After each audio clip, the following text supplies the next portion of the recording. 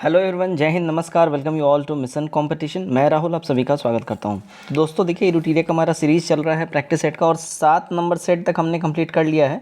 आप सभी ने अगर नहीं देखा है, नीचे लिंक डिस्क्रिप्शन दिया गया है पूरा प्लेलिस्ट बना के, वहाँ से आप लोग जाके देख सकते हैं सारा का सारा वीडियो। आज हम लोग सेट नंबर 8 करेंगे। इसका कट ऑफ जो है देखिएगा 64 प्लस रखा गया। अगर आप 64 प्लस ला रहे हैं या उससे बेहतर कर रहे हैं तो आपका बहुत बढ़िया आपका तैयारी है। अगर कम आ रहे हैं तो थोड़ी सी और पॉलिश की ज़रूरत है आपकी तैयारी को, दैट्स इट। और कुछ दिक्कत नहीं है, आप में कोई कमी है नहीं। तो चलिए हम लोग ये सेट स्टार्ट करते हैं। बट बिफोर दैट मैं आपको यहाँ पे कुछ बता दूँ दोस्तों, मिशन कंपटीशन द्वारा बिहार एसएससी और साथ ही साथ बिहार दरोगा क्रैश कोर्स स्टार्ट किया गया है। मोस्ट इंपॉर्टेंट देखिए, हमारा जो ऑनलाइन टेस्ट है वीकली, जो संडे होता है डेली टारगेट्स का, वो चल रहा है। कल संडे के दिन माफ़ करिएगा, परसों संडे के दिन ये टेस्ट हो चुका है। तो आप लोग अगर चाहें हमारे साथ जुड़ सकते हैं। इसमें आपको फ़ायदा ये रहेगा कि इसमें आपको डेली का टारगेट्स दिया जाएगा, जिससे एक सेंस ऑफ रिस्पॉन्सिबिलिटी आपके अंदर आएगी और आप लोग इसको ज़्यादा से ज़्यादा करेंगे तो आपका और भी ज़्यादा रिवीजन होगा और तैयारी भी बेहतरीन होगी। साथ ही साथ हमारे जो नोट्स होंगे वो आपके साथ शेयर किए जाएंगे, उसके सारे PDF हर सब्जेक्ट का।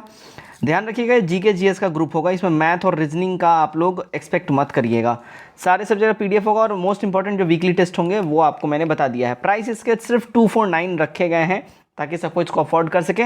इस नंबर के ऊपर आप लोग व्हाट्सएप पे पेमेंट करने के बाद स्क्रीनशॉट शेयर कर लीजिएगा और फिर आप लोगों को ग्रुप में ऐड कर लिया जाएगा। तो चलिए अब हम लोग अपने सेट को स्टार्ट करते हैं फटाफट से। तो यहाँ पे आ गए हम लोग अपने सेट के ऊपर में और यहाँ से हमारा स्टार्ट हो जाता है सवाल। तो पहला सवाल देखिएगा क्या बोलता है। पहला सवाल हमारा बोल रहा है, ओके, फर्स्ट क्वेश्चन है हमारा, किस अधिनियम के द्वारा महिलाओं को मताधिकार प्रदान किया गया था? कौन सा वो अधिनियम था? तो देखिएगा, वो अधिनियम था भारत सरकार अधिनियम 1919 का जो आया था, भारत सरकार अधिनियम, उसके द्वारा ही महिलाओं को मताधिकार जो है ये प्रदान किया गया था। क्लियर?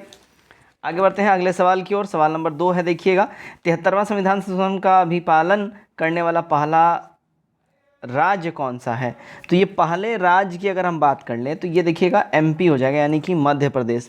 73वां संविधान संशोधन कब आया था? ये 1992 में आया था। ध्यान रखिएगा इस बात का, ठीक है ना।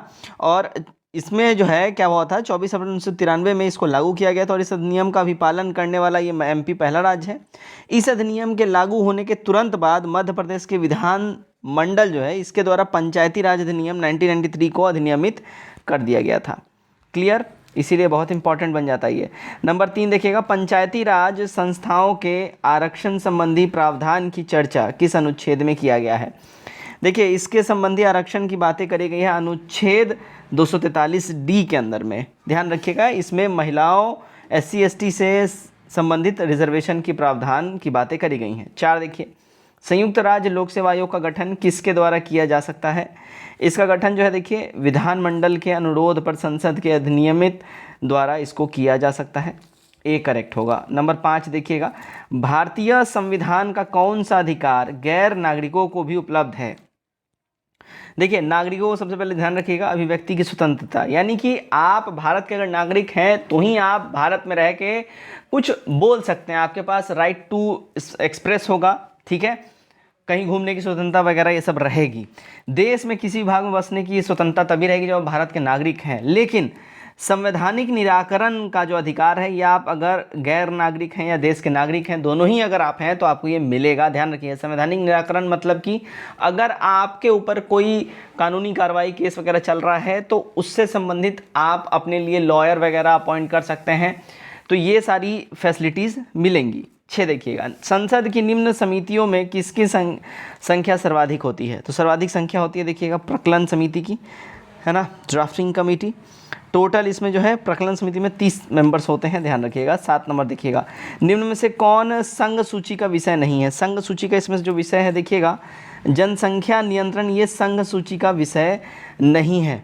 ध्यान रखिएगा, जनसंख्या नियंत्रण जो है ये समवर्ती सूची का विषय है, यानी कि इसमें राज्य और केंद्र दोनों ही कानूनें बना सकती हैं। 8, निम्न में से सही सुमेलित नहीं है कौन सा? इसमें देखिएगा, अगर हम बात कर ले, राष्ट्रीय नियोजन समिति 1949, ये गड़बड़ है। ये 1938 में जो है इसका गठन हुआ था राष्ट्रीय नियोजन समिति का। बाकी ठीक है, गांधीवादी योजना 44 में आ गया था। ठीक है। और नेक्स्ट इसका हम ऑप्शन देख लें तो जन योजना 45 में और बॉम्बे प्लान 44 में आ गया था। चलिए नंबर 9 देखिएगा, बिहार में पहली बार राष्ट्रपति शासन कब लागू किया गया था? ये वीवीआई सवाल है, ध्यान रखिएगा, ये आ सकता है। तो बिहार में पहली बार राष्ट्रपति शासन जो है 1968 में लागू हुआ था, ध्यान रखिएगा, बेहद महत्वपूर्ण है। ठीक है, 1968, 29 जून को ये लागू हुआ था, है ना, 29 जून डेट भी लिख लीजिए। और ये कब तक रहा था? 26 फरवरी 1969 तक, 26 फरवरी 1969 तक ये रहा था ये चीज़। आप इस बात का ध्यान रखिएगा। क्लियर? ठीक है। उस समय बिहार के राज्यपाल कौन थे, ये भी पूछता रहता है। तो नित्यानंद कानूनगो जी उस समय बिहार के राज्यपाल थे। ठीक है। और राष्ट्रपति शासन बिहार में लास्ट कब लगा है, सबसे लेटेस्ट पूछ ले तो साल 2005 में लगा है, ये भी याद रखिएगा। पहली बार कब लगा था? 68 में लगा था। आखिरी बार लेटेस्ट कब लगा है? 2005 में लगा है। 10 नंबर देखिएगा, भारत शासन अधिनियम 1935 को किसने दास्ता का नया चार्टर कहकर संबोधित किया? ये जवाहरलाल नेहरू जी ने ये कहा था। ठीक है। 11 नंबर देखिएगा, वैसा स्थान जहाँ किसी प्रजाति के अस्तित्व के लिए आवश्यक पर्यावरणीय दशाएं उपलब्ध हो उसको क्या कहते हैं? उसको हम लोग देखिएगा निकेत कहते हैं। बी करेक्ट हमारा हो जाएगा। 12 देखिएगा, नरनाला पक्षी अभयारण्य कहाँ पे है? नरनाला, यह आपको मिलेगा महाराष्ट्र के अंदर में। डी हमारा करेक्ट हो जाएगा। ठीक है, आगे बढ़ते हैं। 13 नंबर देखिएगा, निम्न में से कौन जैव अनिम्नीकृत प्रदूषण के उदाहरण है? देखिएगा सीसा यानी कि लेड जैव निम्नीकृत प्रदूषण के यहाँ पे आपके लिए उदाहरण है। नंबर 14, किस अधिनियम नीति के अंतर्गत भारत में 33% वन क्षेत्र प्राप्त का लक्ष्य रखा गया है? ये लक्ष्य देखिएगा राष्ट्रीय वन नीति, ठीक है, 1988 के द्वारा इसको रखा गया है। नंबर 15 देखिएगा क्या बोल रहा है आपसे, निम्नलिखित पर आपको विचार करना है। ठीक है, अब यहाँ वातावरण में निम्न में से किसकी अधिकता है कारण अम्ल वर्षा यानी कि एसिड रेन जो है ये होता है, किस वजह से होता है? ध्यान रखिएगा, एसिड रेन होने का जो मेन रीज़न होता है वो नाइट्रोजन ऑक्साइड होता है और सल्फर डाइऑक्साइड होता है, तो हमारा बी वाला सही हो जाएगा। 16 देखिएगा क्या बोल रहा है, किस राज्य द्वारा मनपराई मुरुक्कू को जीआई टैग प्रदान किया गया है? इसको जीआई टैग देखिएगा तमिलनाडु राज्य का है मनपराई मुरुक्कू। ठीक है, मुरुक्कू खाद्य सामग्री है बेसिकली एक, ठीक है, और ये एक विशेष किस्म का नाश्ता होता है जो भारत में तमिलनाडु राज्य के तिरुचिरापल्ली ज़िले में बेसिकली ये वहीं पे मिलता है। ठीक है, आगे हम लोग बढ़ते हैं सवाल नंबर 17 की ओर। देखिएगा 17 में क्या बोल रहा है, एक्टर रे स्टीवेंस का निधन मई 2023 को हो गया। किस भारतीय फिल्म के ये एक्टर रह चुके थे? किस भारतीय फिल्म में? तो देखिएगा आरआरआर में ये एक्टर रह चुके थे। 18, किस देश में 60 वर्ष के बाद पहली बार जनसंख्या में गिरावट दर्ज हुई है? तो ये देखिएगा चाइना में दर्ज हुआ है ऐसा। ठीक है, चीन की औसत जो 1% वन आबादी जो है ये प्रतिवर्ष कम हो रही है, यानी कि बहुत तेज़ी से ये लोग घट रहे हैं। ठीक है, चलिए भाई 19 नंबर देखिएगा, मध्य एशिया के किस देश में संविधान संशोधन के लिए हुए जनमत संग्रह में भारत के चुनाव आयोग को आमंत्रित किया गया था? तो ये उज्बेकिस्तान में ये हुआ है। उज्बेकिस्तान में जाके इंडियन इलेक्शन कमीशन ने, ठीक है, वहाँ पे इलेक्शंस कराई हैं। 20 देखिएगा, भारत ने चक्रवात प्रभावित लोगों की मदद के लिए ऑपरेशन करुणा किस पड़ोसी देश में चलाया? तो इन्होंने ये चलाया था कहाँ पे? म्यांमार के अंदर में। आगे बढ़ते हैं 21 नंबर देखिएगा, निम्नलिखित में से किस देश को BRICS new development bank NDB का नया सदस्य बनाया गया है? तो ये देखिएगा इजिप्ट को बनाया गया, यानी कि मिस्र को बनाया गया है। 22, रूस यूक्रेन जंग शुरू होने के बाद पहली बार पीएम मोदी और राष्ट्रपति ज़ेलेंस्की के मुलाकात किस अंतर्राष्ट्रीय समूह की बैठक में हुई थी? तो इनका जो मुलाकात हुआ था वो देखिएगा G7 के बैठक में हुआ था। ठीक है, राष्ट्रपति ज़ेलेंस्की यूक्रेन के ये प्रधानमंत्री हैं, ये भी ध्यान रखिएगा। ठीक है, चलिए आगे हम लोग बढ़ते हैं। 23, प्रधानमंत्री नरेंद्र मोदी ने 6 फरवरी 2023 को बेंगलुरु में E20 लॉन्च किया, यह किससे संबंधित है? अब E20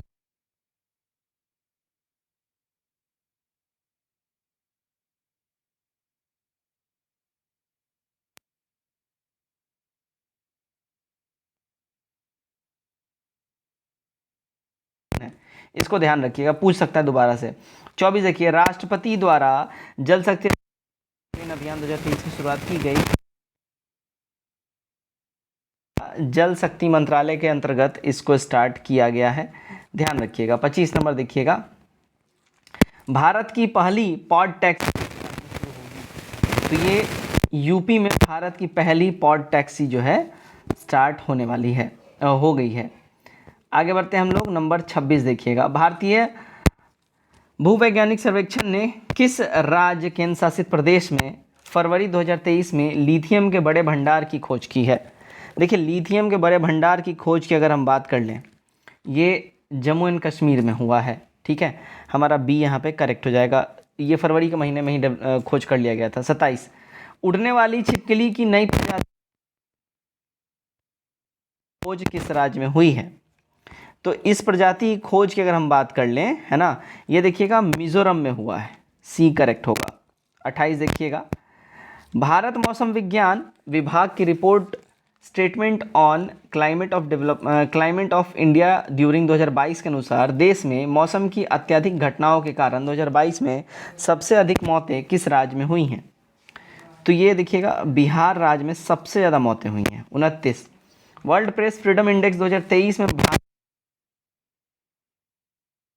161वें रैंक पे जो है वर्ल्ड प्रेस फ्रीडम इंडेक्स पे है, ठीक है, ध्यान रखिएगा।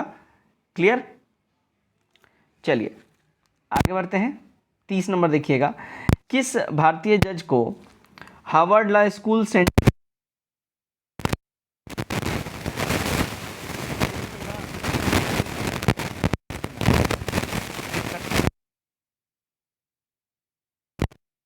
के विजेता कौन है? पुलित्जर पुरस्कार 2023 की अगर हम बात कर लें, इसके विजेता हैं एसोसिएट प्रेस के कर्मचारी, एक करेक्ट होगा।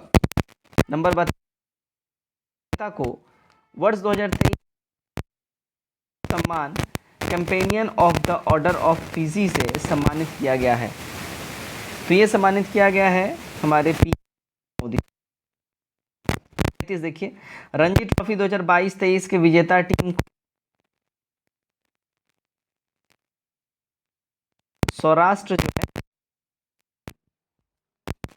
34 मेंस टेस्ट रैंकिंग, भारत का स्थान क्या है? भारत के स्थान की अगर हम बात कर लें, देखिएगा फर्स्ट रैंक है भारत का, ये बात ध्यान रखिएगा आईसीसी मेंस टेस्ट रैंकिंग के अंदर में। 35 the poverty of political economics पुस्तक के लेखक कौन है? इसके लेखक हैं देसाई जी, डी करेक्ट हो जाएगा। प्रधानमंत्री दक्षिण प्रशांत महासागर में स्थित किस देश की यात्रा मई 2023 में की है? तो इन्होंने ये यात्रा देखिएगा पापुआ न्यू गिनी की यात्रा करी है। 37 आसियान भारत समुद्री अभ्यास एम 23 किस देश में आयोजित हुआ है? तो इसका आयोजन जो है देखिएगा सिंगापुर में रिसेंटली आयोजन करा गया है। 37 का सी हमारा यहाँ पे सही हो जाता है। 38 देखिएगा, वित्त वर्ष 2022-23 में डिफेंस प्रोडक्शन में कितना प्रतिशत की वृद्धि हुआ है? डिफेंस क्षेत्र में जो है देखिएगा कुल मिला के 12%, ह्यूज डेवलपमेंट है ये, 12% का वृद्धि हुआ है ना। यानी कि अगर हम बात करें पैसों के हिसाब से, तो वित्त वर्ष 2021-22 में जहां 95,000 करोड़ था, वहीं अब ये बढ़ के देखिएगा 11,800 करोड़ रुपए का इसमें बढ़ोतरी हो गया। अब 1 लाख करोड़ से ज़्यादा का ये सेक्टर बन गया है। 39 बिहार सरकार ने बजट 2023-24 में राज्य के राजकोषीय घाटे का लक्ष्य जीएसडीपी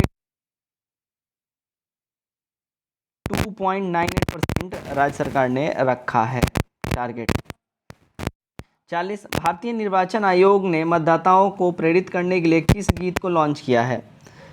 तो ये लॉन्च इन्होंने किया है मैं भारत हूँ हम भारत के मतदाता हैं, ठीक है, सी हमारा यहाँ पे सही हो जाएगा। 41 देखिएगा, इंदिरा आवास योजना की शुरुआत किस पंचवर्षीय योजना के दौरान की गई थी? तो इंदिरा आवास योजना की शुरुआत जो है अगर हम बात कर लें, ये देखिएगा 7वीं पंचवर्षीय योजना के दौरान करी गई थी, सी करेक्ट होगा। 42 गरीबी के दुष्चक्र के सिद्धांत किया था, इसका प्रतिपादन की बात कर ले, देखिए प्रोफेसर रेनेगर नार्केस के द्वारा किया गया था। 43 अल्प विकसित अर्थव्यवस्था की विशेषता निम्न में से कौन सी है?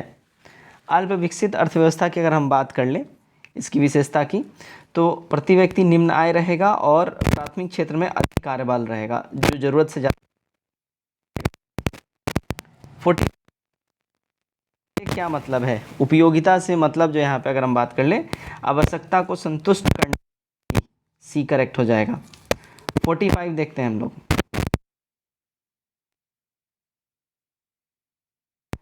द्वितीय क्षेत्र के अंतर्गत नहीं आता है। इसमें द्वितीय क्षेत्र के अंतर्गत देखिएगा खनन, माइनिंग जो है ये नहीं आएगा, बाकी विनिर्माण, निर्माण, प्रसंस्करण ये सब आ जाता है। 46 1856 में आउटरम रिपोर्ट के आधार पर साम्राज्य में मिला लिया गया था। तो ये था देखिएगा अवध, कौन सा था? अवध राज्य को। 47 देखते हैं।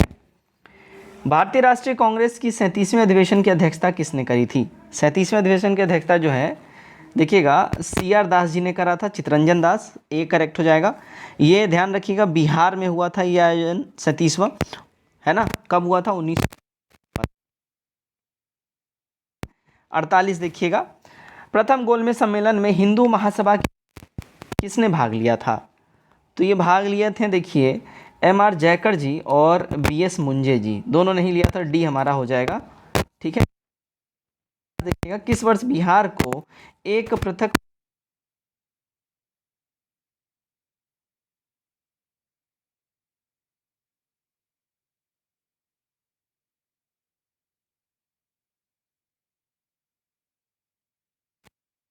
किस देश में की गई थी? देखिए आज़ाद हिंद रेडियो शुरुआत जो है ये एक्चुअली देखिएगा ये वाला सवाल इसमें जर्मनी में इन्होंने ये किया था, ध्यान रखिएगा, है ना? कब किया था? 19 काम किया था। आगे बढ़ते हैं हम लोग। 51 देखिएगा, भारत जोड़ो आंदोलन के दौरान किस स्थान पर समानांतर सरकार यानी पैरेलल गवर्नमेंट की जो है इस्टेब्लिशमेंट हुई थी? तो देखिएगा बलिया में हुआ था, सतारा में हुआ था, मिदनापुर में हुआ था, अवध में नहीं हुआ था। सी करेक्ट हो जाएगा, है ना? समानांतर सरकार जो है 52। मराठी ग्रंथ दासबोध के लेखक कौन है? दासबोध के लेखक की बात कर लें तो रामदास जी जो हैं दासबोध के लेखक हैं। 53 निम्नलिखित में से कौन सा युग्म सही सुमेलित है? यहाँ पे सही सुमेलित की बात कर लें, देखिएगा वॉरेन हेस्टिंग्स की नीति, रिंग ऑफ फेंस, ये जो है सही सुमेलित है। ठीक है, लॉर्ड डलहौजी सहायक संधि जो यहाँ बोला जा रहा है तो ये गड़बड़ है। सहायक संधि के जन्मदाता लॉर्ड वेलेजली थे, है ना? स्थायी स्वशासन का जनक अगर हम बात कर ले लॉर्ड रिपन को माना जाता है, तो ध्यान रखिएगा। चलिए वो नंबर देखते हैं हम लोग। क्या बोल रहा है? राजा जयसिंह ने वेधशालाओं का निर्माण किन स्थान पर करवाया था? तो वेधशालाओं का निर्माण इन्होंने मथुरा, बनारस में करवाया था। सी देखते हैं। देखिएगा सिंधु सभ्यता के किस स्थल से चिन्ह प्राप्त हुआ है? ये देखिएगा हड़प्पा से जो है स्वास्तिक का जो चिन्ह है इसकी प्राप्ति हुई है ना? हड़प्पा रावी नदी के तट पर स्थित है और इसके उत्खनन के टाइम में R37 कब्रिस्तान, समाधान, पेटियां, वास्तविक का चिन्ह ये सब कुछ मिला हुआ है। 56 मोडी लिपि, ये पिछले प्रैक्टिस से था। मोडी लिपि का प्रयोग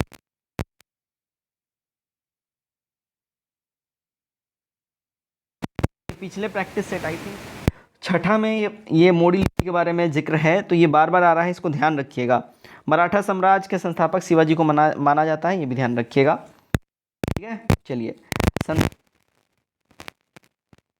की स्थिति के संबंध में कौन सा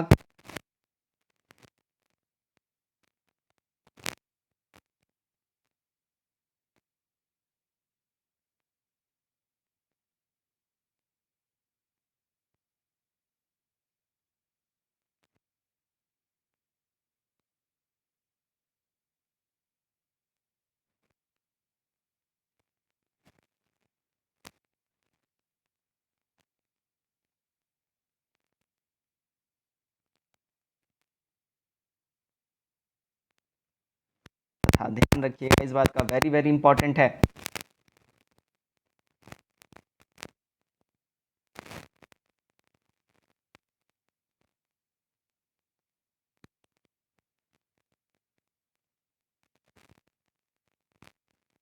भारत में अपनी पहली फैक्ट्री कोर में लगाया था? अगर हम साल पूछ लें 1616 में, ठीक है। 60 नंबर। भगवान महावीर के प्रथम अनुयायी कौन थे? तो इनके प्रथम अनुयायी की बात कर लें तो इनके ध्यान रखिएगा जमाली थे। अब जमाली की बात कर लें, उनके दामाद थे, ठीक है। प्रथम अनुयायी जमाली थे, है ना।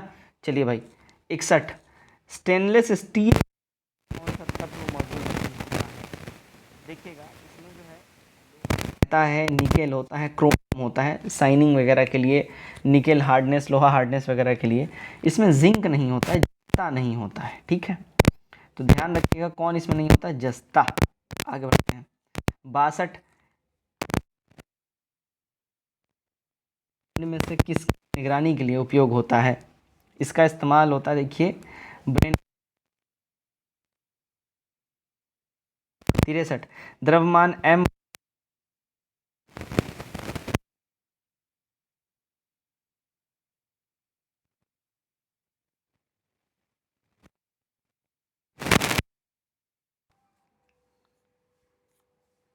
अगले प्रश्न की ओर हम लोग बढ़ते हैं। गति का पहला समीकरण किसके बीच संबंध दर्शाता है? ठीक है, तो गति का पहला समीकरण जो है, अगर इसकी हम बात कर ले संबंध की, तो ध्यान रखिएगा हमेशा ये वेग और समय के बीच में संबंध दर्शाएगा। 65 विद्युत चुंबकीय प्रेरण के नियमों का उपयोग निम्न में से किसको बनाने के लिए किया जाता है? इसका उपयोग जो है देखिए जनित बनाने के लिए जो है इसका उपयोग किया जाता है।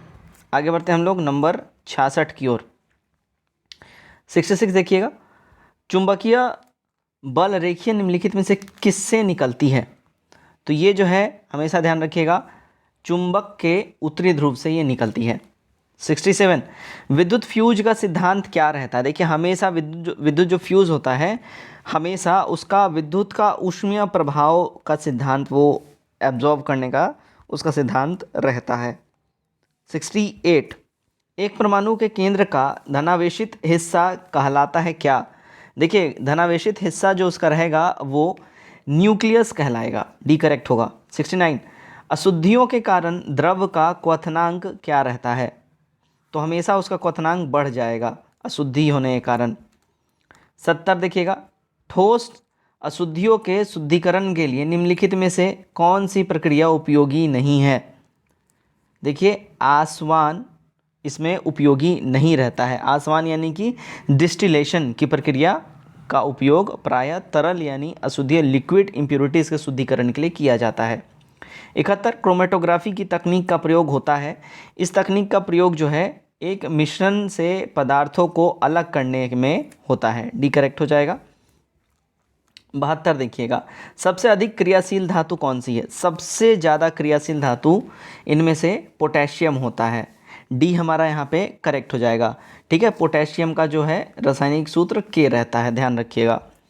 73 नंबर देखिएगा, सूची 1 को सूची 2 के साथ आपको मिलान करना है। भंजन ये जो है पेट्रोलियम से संबंधित हो जाएगा। प्रगलन तांबे से रिलेटेड हो जाएगा। हाइड्रोजनीकरण खाद वसा यानी कि फूड फैट्स हो जाएगा। वल्नीकरण रबर से हो जाएगा। ठीक कूट हमारा बैठ जाता है बी वाला, ठीक। आगे बढ़ते हैं 74 नंबर, चूने का पानी किसके द्वारा दूधिया हो जाता है? देखिए चूने का जो पानी है वो CO2 यानी कार्बन के द्वारा जो है दूधिया हो जाता है। 75 ग्लूकोज को एथिल अल्कोहल में किस एंजाइम द्वारा बदल दिया जाता है? तो इसको बदला जाता है, ध्यान रखिएगा, जाइमेज के द्वारा, ठीक है, सी करेक्ट हो जाएगा। 76 नंबर देखते हैं हम लोग। नंबर 76 क्या बोल रहा है? निम्नलिखित में से कौन सा बहुलक जैव निम्नीकृत नहीं किया जा सकता है? जैव निम्नीकृत जो है देखिएगा PVC आपको नहीं किया जा सकता है, डी करेक्ट होगा। 77 निम्नलिखित में से कौन सा एक पादप हार्मोन है? पादप हार्मोन की अगर हम बात कर लें, ठीक है, तो देखिए साइटोकाइनिन जो है ये एक पादप हार्मोन का रूप है। 78 मनुष्य की मुख गुहा में निम्न में से किसका पाचन प्रारंभ होता है? तो इसमें जो है देखिएगा कार्बोहाइड्रेट्स का जो पाचन है वो मनुष्य की मुख गुहा से प्रारंभ हो जाता है। 79 ट्रिपल एंटीजन वैक्सीन किस 3 रोगों से बचाता है? तो ट्रिपल एंटीजन वैक्सीन जो है वो देखिएगा काली खांसी, टिटेनस और डिप्थीरिया से आपको बचाएगा, डी हमारा सही हो जाता है। आगे बढ़ते हैं हम लोग। 80 नंबर देखिएगा, निम्न में से कौन सा शरीर के तापमान को नियंत्रित करता है। देखिएगा शरीर के तापमान को नियंत्रित करने की अगर हम बात कर लें तो ये देखिए हाइपोथैलेमस जो है वो शरीर के तापमान को नियंत्रित करता है। 81, सौर मंडल का सबसे गर्म ग्रह कौन सा है। देखिए सौर मंडल के सबसे गर्म ग्रह की अगर हम लोग बात कर लें तो भैया ये अपना शुक्र होगा, यानी कि वीनस सबसे गर्म ग्रह होता है। इसको पृथ्वी का जुड़वा बहन भी कहा जाता है, इसको भोर का तारा, सांझ का तारा भी कहा जाता है। 82 नंबर देखिएगा, मकर संक्रांति यानी कैप्रिकॉर्न सोल्स्टाइस किस तिथि को होता है। देखिए मकर संक्रांति अगर हम बात कर ले ये 22 दिसंबर को होता है, इस बात का ध्यान रखिएगा। अगले सवाल की ओर बढ़ते हैं। सवाल नंबर 83, निम्नलिखित में से कौन अवसादी चट्टान का एग्जाम्पल है। अवसादी चट्टान का अगर हम बात कर लें एग्जाम्पल, ठीक है, कौन सा इसमें अवसादी चट्टान का उदाहरण है, तो भैया सैल हो जाएगा, बलुआ पत्थर और चूना पत्थर, ऑल ऑफ दीज हो जाएगा, सारे के सारे डी करेक्ट हो जाएगा हमारा। ठीक है, आगे बढ़ते हैं हम लोग। 84 नंबर देखिएगा, निम्नलिखित में से कौन सा कथन सही है, सत्य कथन कौन सा है। देखिए विश्व का सबसे ऊंचा ज्वालामुखी पर्वत कोटोपैक्सी है, एकदम ठीक है। विश्व की सबसे ऊंचाई पर स्थित सक्रिय ज्वालामुखी ओजेसडेल सलाडो है, एकदम ठीक है। और विश्व की सबसे ऊंचाई पर स्थित शांत ज्वालामुखी है एकांगुआ, ये भी ठीक है। All of these are absolutely correct, सारे के सारे स्टेटमेंट यहाँ पे ठीक ठाक हैं बिल्कुल। 85 नंबर देखिएगा, क्या बोल रहा है आपसे 85 में, एशिया के प्रमुख नदियों में कौन सी नदी का मुहाना शीत ऋतु में जम जाता है, ठंडे के मौसम में। देखिएगा लीना नदी का जम जाता है, ओबे का जम जाता है, योन्सी का भी जम जाता है, ऑल ऑफ दीज हो जाएगा, डी हमारा करेक्ट हो जाएगा। सभी नदियों का मुहाना जो है ये जम जाता है। 86, चक्रवात के संबंध में कौन सा कथन सही है। चक्रवात के संबंध में सही कथन की अगर हम बात कर लें, ठीक है, तो केंद्र में जो है उच्च दाब होता है, नहीं निम्न दाब होता है। उत्तरी गोलार्ध में इसकी दिशा घड़ी की सुई के अनुरूप होती है, नहीं एंटी क्लॉकवाइज होती है, ये ध्यान रखिएगा। और यहाँ पे अगर हम बात कर लें सी नंबर में, दक्षिण गोलार्ध में इसकी घड़ी की सुई की विपरीत दिशा होती है, नहीं क्लॉकवाइज होती है। यहाँ पे उपयुक्त में से कोई भी नहीं, कोई भी मैच नहीं करता है। ठीक है, 87 देखिएगा क्या बोल रहा है। 87 नंबर, जलोढ़ मिट्टी में किसकी बहुलता होती है। देखिए जलोढ़ मिट्टी में ज़्यादा मात्रा में आपको पोटाश मिलेगा। ठीक है, 88 नंबर देखिएगा क्या बोल रहा है। 88 में, सूची 1 को सूची 2 के साथ जो है आपको मिलाना है, सुमेलित करना है। ठीक है, क्लियर। उत्तर भारत का मैनचेस्टर किसको कहा जाता है। देखिए उत्तर भारत का मैनचेस्टर जो है ये किसको कहा जाता है, कानपुर को कहा जाता है। दक्षिण भारत का मैनचेस्टर ये देखिएगा कोयम्बटूर को कहा जाता है। भारत का बोस्टन ये अहमदाबाद को कहा जाता है। और सूती वस्त्र की राजधानी मुंबई को कहा जाता है। इसका ठीक कूट हो जाएगा सी वाला। ठीक है, 89 नंबर देखिएगा, केंद्रीय सिल्क बोर्ड की स्थापना कब की गई थी। देखिए केंद्रीय सिल्क बोर्ड की स्थापना की अगर हम बात कर लें, ये भैया 1949 में हुआ था केंद्रीय सिल्क बोर्ड। ठीक है, 90, सिंधु की सबसे बड़ी सहायक नदी, ठीक है, सिंधु की सबसे बड़ी सहायक नदी है चिनाब। 91, देवी चंद्रगुप्तम किसकी प्रमुख रचना है। देखिए देवी चंद्रगुप्तम जो है विशाख दत्त ने लिखा हुआ है, ये इनकी प्रमुख रचनाओं में से एक है। इसमें गुप्त शासक रामगुप्त एवं चंद्रगुप्त के बारे में काफ़ी उल्लेख और चर्चा मिलेगा आपको। 92 नंबर देखिएगा, भारत के पहले सुपर कंप्यूटर को किस वर्ष निर्मित किया गया था। तो भारत का पहला सुपर कंप्यूटर को निर्मित किया गया था 1990 से 91 में, ए करेक्ट हो जाएगा। और सुपर कंप्यूटर का नाम था परम, ये भी ध्यान रखिएगा, परम 8000 उसका नाम था। ठीक है, 94, विश्व रंगमंच दिवस कब मनाया जाता है। ये हर साल 27 मार्च को मनाया जाता है। 94, भारत का दूसरा सबसे बड़ा वीरता पुरस्कार कौन सा है। तो ये वीरता पुरस्कार हो जाएगा महावीर चक्र। 95, अब तक कुल कितने भारतीय नागरिकों को नोबेल पुरस्कार सम्मानित किया जा चुका है। तो कुल भारतीय जो अब तक नोबेल पुरस्कार मिला है 10 भारतीयों को मिल चुका है, ये बात ध्यान रखिएगा। ठीक है, चलिए आगे बढ़ते हैं। अच्छा 10 का अगर आप नाम जानना चाहेंगे तो रविंद्रनाथ टैगोर जी हैं, वेंकट रमन जी हैं, Hargobind Khorana, Mother Teresa, S Chandrasekhar, Amartya Sen, V S. Naipaul, V Ramakrishnan, Kailash Satyarthi और अभिजीत बनर्जी। 2019 में इनको लेटेस्ट मिला है। 96 देखते हैं। ठीक है, एक व्यक्ति की उम्र अपने लड़के की आयु का से 24 वर्ष अधिक है, 2 वर्ष में उसकी उम्र लड़की की आयु की दोगुनी हो जाएगी। लड़की की वर्तमान आयु ज्ञात करिए। तो लड़के की जो वर्तमान आयु हो जाएगी वो देखिएगा 22 वर्ष रहेगा। ठीक है, चलिए अगला देखते हैं हम लोग 97। क्या बोल रहा है, एक व्यक्ति अपने वेतन का 65% खर्च करता है और प्रति माह 525 रुपये की बचत करता है, तो उसकी मासिक आय क्या है? उसकी मासिक आय देखिएगा 1500 रुपये है। 98, उस वृत्त की परिधि ज्ञात कीजिए जिसका क्षेत्रफल 24.64 वर्ग मीटर है। उसकी परिधि की बात कर लें तो देखिएगा 17.60 मीटर हो जाएगा। ठीक है, 99 देखते हैं क्या बोल रहा है। यहाँ पे देखिएगा इसका मान आपको ज्ञात करना है, क्या होगा इसका मान? देखिएगा इसका मान अपना 1 हो जाएगा। 100 देखिएगा, निम्न श्रृंखला की अगली संख्या क्या होगी? इसमें नेक्स्ट जो सीरीज़ में हो जाएगा नंबर वो हो जाएगा 50 यानी 50। तो दोस्तों यहाँ पे हमारा सेट नंबर 8 कंप्लीट होता है। कमेंट करके अपने स्कोर हमारे साथ ज़रूर शेयर करिए और काइंडली अगर अब तक चैनल सब्सक्राइब नहीं किया, चैनल भी सब्सक्राइब जरूर कर लीजिए ताकि ऐसे ही डेली वीडियोज़ आपको मिलते रहें। Thank you.